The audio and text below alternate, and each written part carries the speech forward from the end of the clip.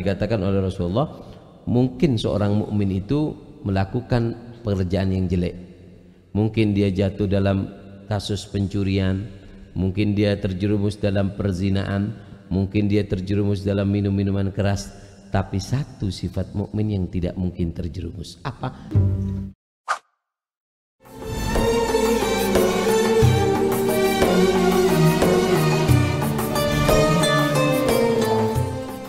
Apa sih bahayanya bohong itu apa? Orang kalau berbohong bahayanya apa?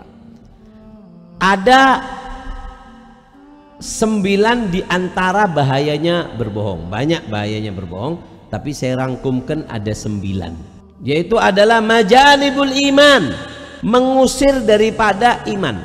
Iman sama bohong itu seperti air sama minyak.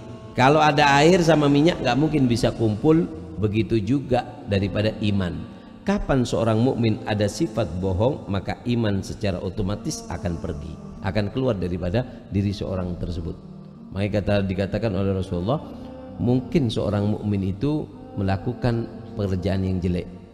Mungkin dia jatuh dalam kasus pencurian, mungkin dia terjerumus dalam perzinaan, mungkin dia terjerumus dalam minum-minuman keras. Tapi satu sifat mukmin yang tidak mungkin terjerumus. Apa? Sifat pembohong.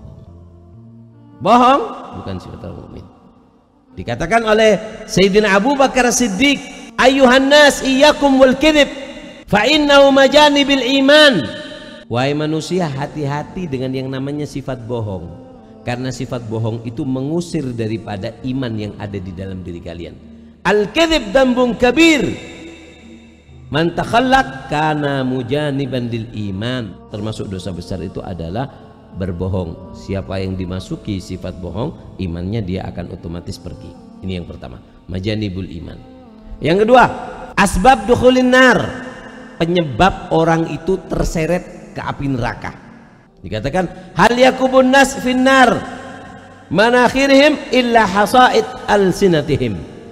Tidaklah seseorang itu terperosok, dilempar, didorong atau tertarik ke neraka kecuali karena lisannya, apa yang dipanen dari lisannya. Neraka itu punya kail.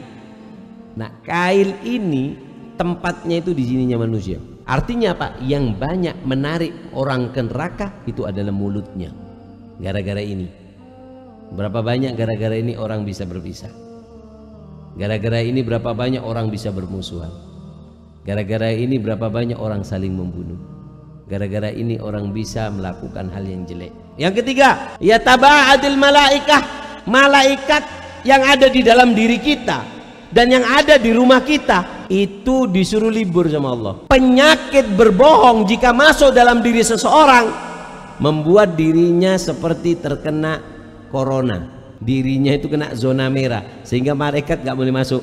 Malaikat bersih, nggak boleh masuk kepada seseorang yang di situ punya sifat pembohong. Kalau sudah zona merah, ya yang masuk bukan malaikat, setan yang masuk. Sampai dikatakan jika ada seorang hamba berdusta dengan satu dustaan, maka dijauhkan itu dijauhkan itu malaikat sampai mil. Yang keempat, paling jeleknya penyesalan adalah penyesalan karena berdusta. Karena orang kalau sudah kena masalah karena dusta itu penyesalan yang tidak bisa sembuh.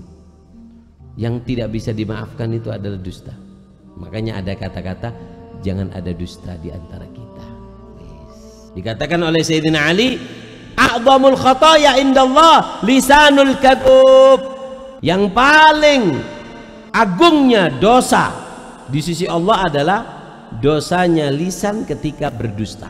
Karena kalau sudah dusta sekali tidak mungkin bisa ditarik, tidak bisa disembuhkan, tidak bisa ditemukan dengan haji, dengan sholat, dengan ini nggak bisa sudah. Orang kalau sudah kena penyakit dusta sudah sulit orang untuk mengembalikan kepercayaan, itu sulit. Yang kelima, jima'un nifaq, yaitu adalah tempat kumpulnya sifat munafik. Sifat-sifat jelek itu ada tempatnya. Tempatnya itu adalah namanya dusta.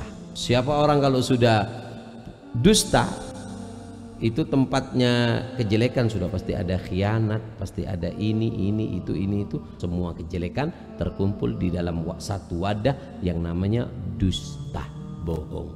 Yang keenam, dhahab bima'i wajhi ay al-haiba wan nur. Bohong itu bisa menghilangkan daripada kewibawaan wajah. Orang itu tempat wibawa itu kan ada di mukanya. Tapi kalau orang sudah bohong, nampak dari mukanya itu muka kehinaan dan muka kejelekan, sehingga dicabut oleh Allah kewibawaannya. Karena hati yang bersih, hati yang kotor itu dibiaskan di dalam muka. Cerminnya hati itu muka. Yang ketujuh, yuzilu rahatil galab. Dusta itu bisa menghilangkan ketenangan di dalam hati. Orang kalau bohong nggak mungkin tenang. Walaupun dia berusaha mau tenang, dihibur sana, dihibur sini, nggak bisa. Maka dzabal fuadu ma ra'a. Hati tidak akan bisa berdusta dengan apa yang dinanti. Jujur itu membawa ketenangan di dalam hati. Dusta itu membuat hati itu gelisah. Sampai kapan? Sampai kamu mengakui. Kalau enggak, kamu akan dihantui dengan rasa gelisah kalau kamu berdusta. Yang kedelapan, menghilangkan kepercayaan seseorang. Jujur itu seperti anak gadis. Kalau sudah hilang gadisnya nggak bisa kembali. Begitu juga bohong. Siapa orang yang menodai dirinya dengan kebohongan, nggak bisa kembali itu yang namanya sifat jujur di dalam dirinya. Walaupun dia sholat, dia haji, dia ini, orang nggak mungkin percaya sudah. Enggak. Kenapa? Sudah berbohong. Makanya bohong itu bahaya. Yang ke-9, bohong itu bisa ngurangi rezeki. Karena orang kalau sudah bohong, dia dijauhi orang. Mau bisnis nggak bisa, rezekinya kurang.